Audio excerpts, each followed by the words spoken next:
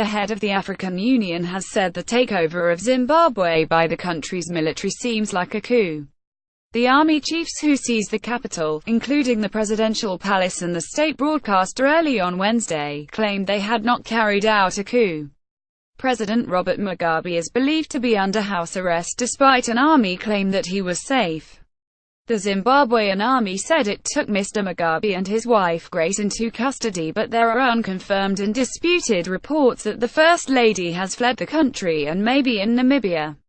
United Nations Secretary-General Antonio Guterres appealed for calm, non-violence and restraint after gunfire and explosions were heard near Mr. Mugabe's compound.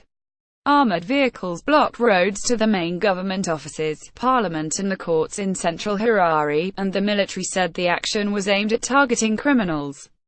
Image Grace Mugabe has made no secret of her desire to succeed her husband. African Union leader Alpha Conde, who is also Guinea's president, said Yo condemned the actions of military chiefs in the southern African country, adding that they were clearly SOLRS trying to take power by force.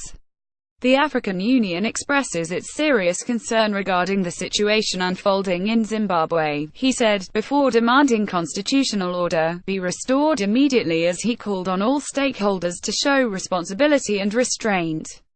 South African President Jacob Zuma said he had spoken to Mr. Mugabe over the phone, adding that the 93-year-old is fine but confined in his home. Mr. Zuma has also sent an envoy to speak to Zimbabwean army chiefs. The war hero who became a dictator no way back for Robert Mugabe in power since 1980. Mr. Mugabe is the only leader Zimbabwe has known in 37 years of independence. Despite concerns over his health, Mr. Mugabe, 93, says he intends to run again in elections next year. The world's oldest head of state sparked a political crisis on 6 November by sacking Vice President and likely successor Emmerson Mnangagwa. Grace Mugabe, Zimbabwe's First Lady, married Robert Mugabe, 41 years her senior, in 1996. The 52-year-old has since become a very powerful figure and repeatedly asserted her credentials to succeed the president. Mrs. Mugabe has repeatedly clashed with Emmerson Mnangagwa, who she is expected to succeed as vice president of the ruling ZANU-PF party. Emmerson Mnangagwa, the 75-year-old former intelligence chief, was sacked amid claims he plotted against the government and showed traits of disloyalty, disrespect and deceitfulness.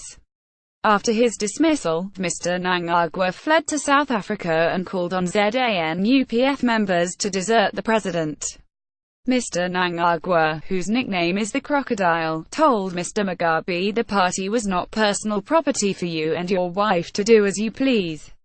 General Constantino Chiwenga, the commander of Zimbabwe's defense forces, is seen as an ally of Mr. Mnangagwa and has demanded an end to a purge in the ZANU-PF party. Hours before sending troops into Harare, General Chiwenga warned the military will not hesitate to step in to prevent treacherous shenanigans. He has been accused of treason by Mr. Mugabe. Major General Sibusiso Moyo. After troops seized control of the state broadcaster, Major General Sibusiso Moyo appeared on air to deny claims of a coup and assert the safety of Mr. Mugabe and his family is guaranteed. He added, "We are only targeting criminals around him who are committing crimes that are causing social and economic suffering in the country, in order to bring them to justice."